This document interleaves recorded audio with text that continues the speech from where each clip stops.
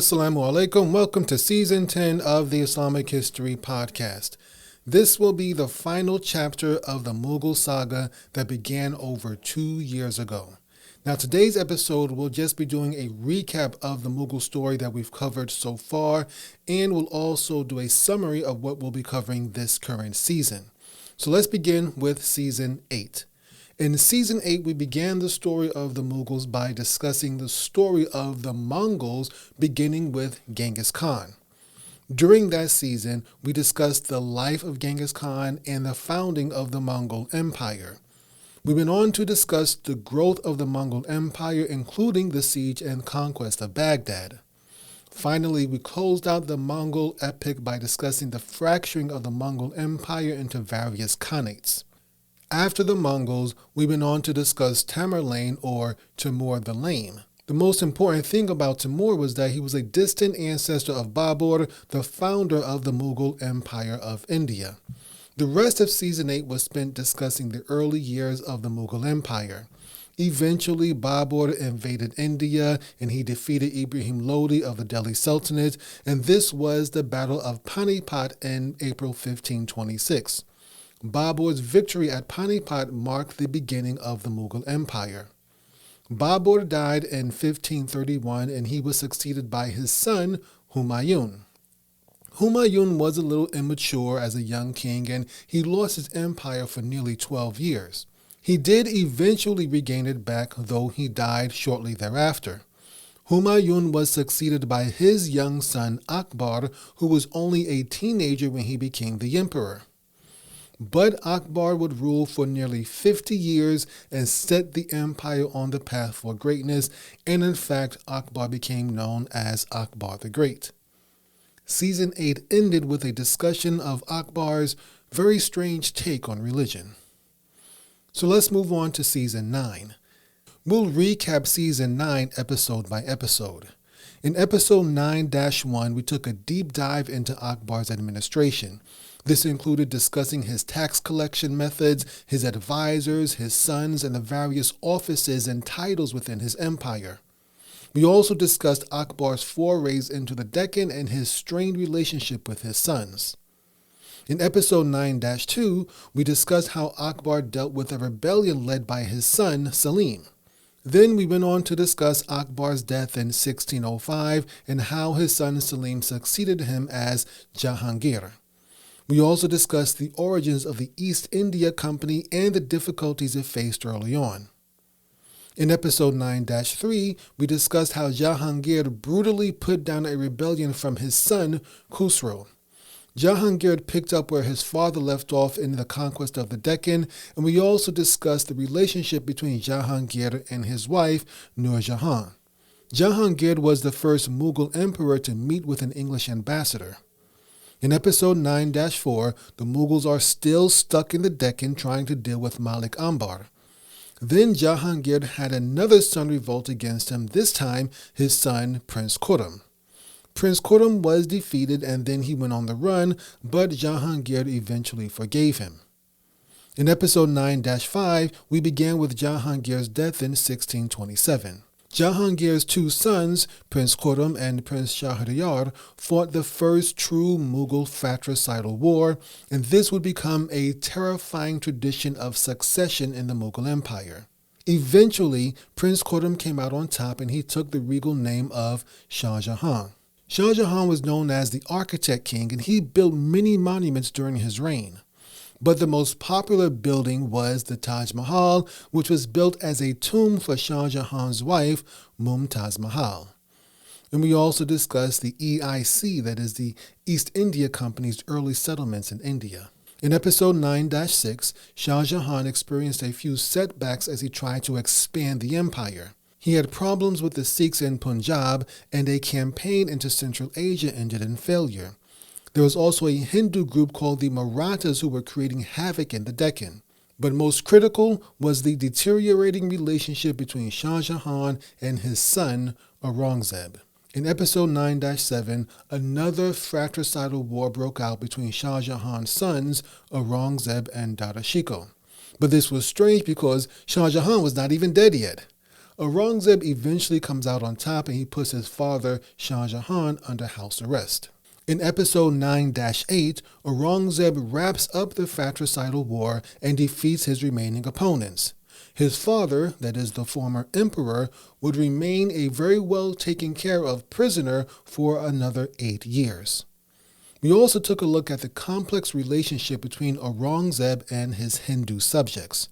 Aurangzeb reinstituted the Jizya on the Hindus for the first time since the reign of Akbar the Great. In episode 9-9, we discussed the continued growth of the EIC and how it began to develop Bombay. Meanwhile, Aurangzeb was dealing with a new Maratha threat in the Deccan, and the episode ended with Shah Jahan's death while under house arrest in 1666. In episode 9-10, Aurangzeb has to deal with revolts from the Jats, the Rajputs, and the Afghans, and he also still has to fight the Marathas in the Deccan. This war against the Marathas would take several years and drain lots of resources and energy. And for some reason, the English thought that they could actually take on the Mughals, and they learned that they just weren't quite ready yet. In episode 9-11, the Sikhs revolted in the Punjab, but the Mughals were distracted by the Marathas in the Deccan. Aurangzeb continued his wasteful war against the Marathas and only stopped when death became imminent. Aurangzeb died in 1707, and we can see some of the signs of the empire's weakness were starting to show. In episode 9-12, we discussed Aurangzeb's decision to levy the Jizya on his Hindu subjects. My purpose in that episode was mostly to debunk the idea that Aurangzeb was bigoted or biased against the Hindus. I also wanted to challenge the common suggestion that the Jizya led to the demise of the Mughal Empire. In episode 9-13, with Aurangzeb now dead, another fratricidal war breaks out. Ultimately, Bahadur Shah wins out and he becomes the next emperor. In episode 9-14, the Marathas in the Deccan and the Sikhs in Punjab are still causing trouble for the Mughals. Bahadur Shah died in 1712 after ruling for only 5 years. The reason for this was that his father Aurangzeb ruled for nearly 50 years, hence Bahadur Shah was already an older man when he took the throne. Another fratricidal war gets underway less than a decade after the previous one. This time, Jahangir Shah wins and he is crowned emperor. In episode 9-15, we see that Jahangir Shah is an incompetent ruler who makes a dancing girl his chief consort.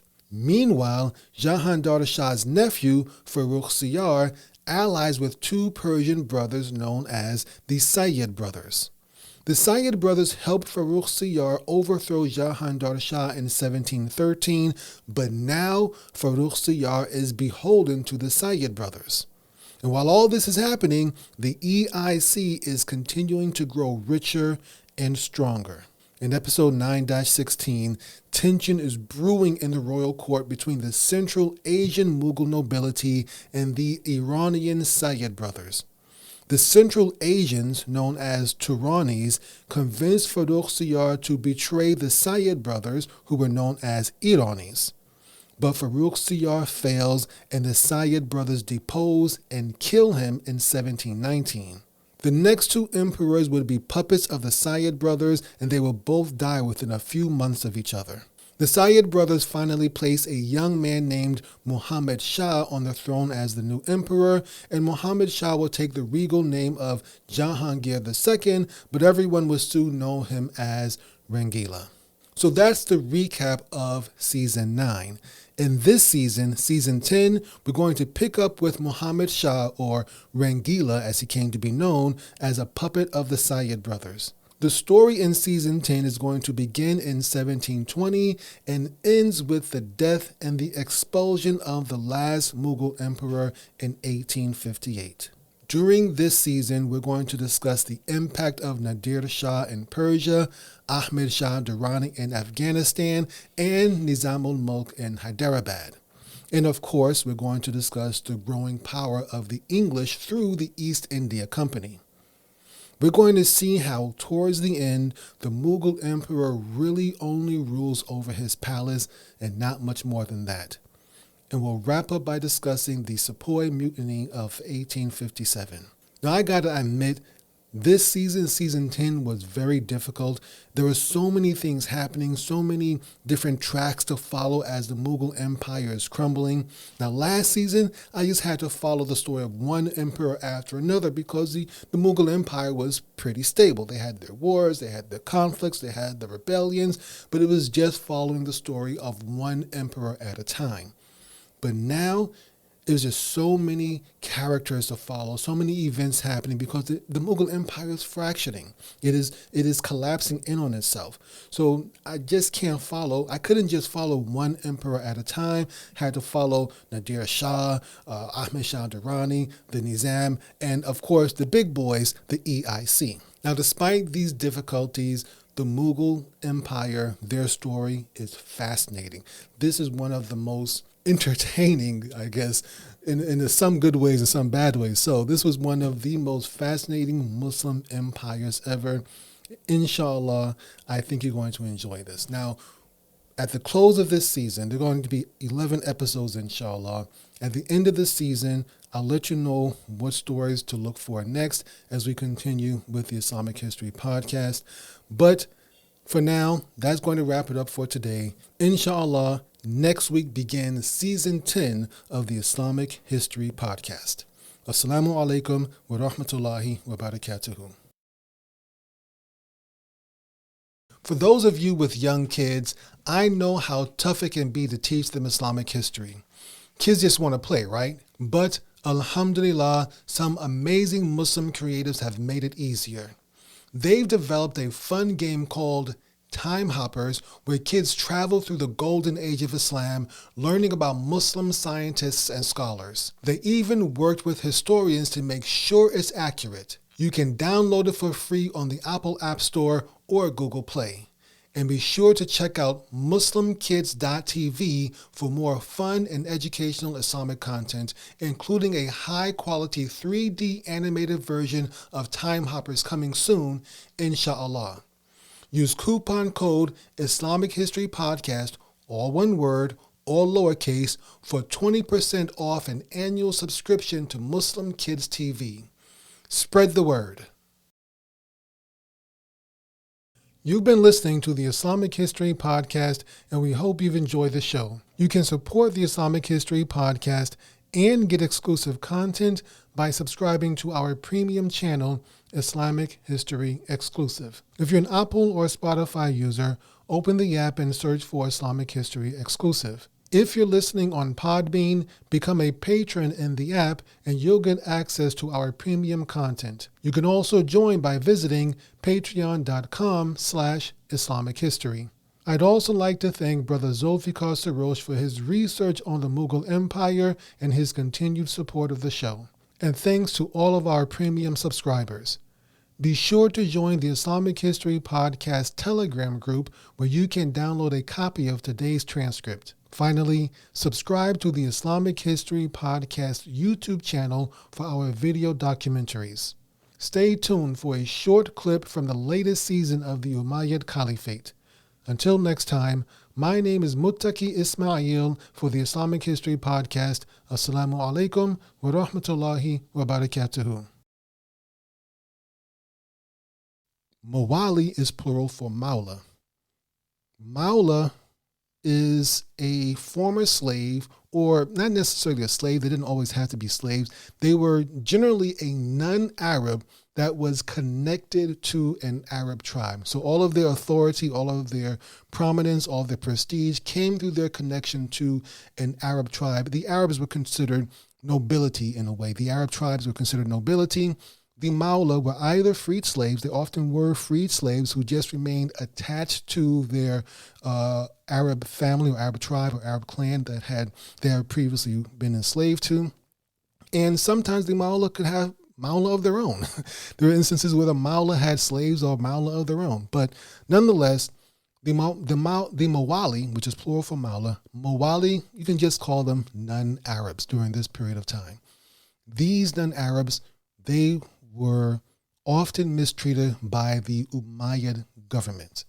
Generally, the Umayyads refused to acknowledge and refused to accept most non-Arabs who accepted Islam. The reason why they did this was so that they could continue receiving the jizya from these non-Arab Muslims. And the Quran scholars, who of course they studied the Quran, they knew the truth, they were angry at the Umayyads for this. And this is not about Arab and non-Arab. I hate to say it like this. This was the Umayyads and non-Arabs, because the Qur'an were mostly, these Quran scholars, they were mostly Arab, and they supported the Mawla as their brothers in Islam. The Peacock Army, they fought Hajjaj ibn Yusuf's forces in Iraq in 2 major battles and eventually took control of Kufa. Abdul Malik, seeing the danger here, he offered the Peacock Army, Abdurrahman ibn al-Ash'ath and his supporters, he offered to remove Hajjaj ibn Yusuf from power if the Peacock Army laid down their arms. Ibn al-Ash'ath and the other leaders of the Peacock Army, they talked about this offer, they considered it, but they ultimately thought that this was a sign of weakness from Abdul Malik. They figured that since they were so close to winning, perhaps Abdul Malik himself was afraid, and they decided to reject the offer and continue with their plans to not only overthrow Hajjaj ibn Yusuf, but also eventually overthrow Abdul Malik and the Umayyads in general. With his offer rejected, Abdul Malik decided to throw his full support behind Hajjaj ibn Yusuf, and he began sending more troops from Syria to support the governor of Iraq, and the Peacock Army was finally defeated in Jumada Thaniya 83 AH. Hajjaj ibn Yusuf retook control of Kufa and tortured and executed thousands of people who had been involved with the Peacock Army rebellion. Ibn al-Ash'ath, the leader of this rebellion, he fled east through Iran, then back to Afghanistan, and sought refuge with the Zunbil king in Afghanistan. Eventually, Ibn al-Ash'ath died in Afghanistan, and that ended the Peacock Army rebellion. Meanwhile, Hajjaj ibn Yusuf, he began building a new city in Iraq called Wasit. Meanwhile, Muhallab ibn Abi Sufra, who was the governor of Khurasan, he had died in Dhul Hijjah 82 AH during the Umayyad war against the Peacock Army. After his death, Muhallab's son Yazid ibn Muhallab succeeded him as governor of Khurasan. Well, 3 years later, in 85 AH, Hajjaj ibn Yusuf dismissed Yazid ibn Muhallab. We'll get back to Khurasan in a moment, but brief redirect to North Africa. During this season of the Umayyad Caliphate, we also discussed the Umayyad conquest of North Africa, though we kind of condensed it for many reasons. It's kind of hard to find reliable sources on it, so we kind of condensed it all into 1 or 2 episodes. But this is an even more condensed recap of that condensation. From Libya, the Umayyads conquered up to what is now Tunisia. They did face heavy resistance from the local Berbers living along the North African coast and in the North African mountains. We will come back to North Africa in just a moment, but around this same period, Abdul Malik died at the age of 60 in Damascus in Shawwal 86 AH. After that, the Pledge of Allegiance, or the Bay'ah, was given to Caliph al-Walid ibn Abdul Malik, that is, of course, Abdul Malik's son. Hajjaj ibn Yusuf appointed a man named Qutayba ibn Muslim as governor of Khurasan in 86 AH.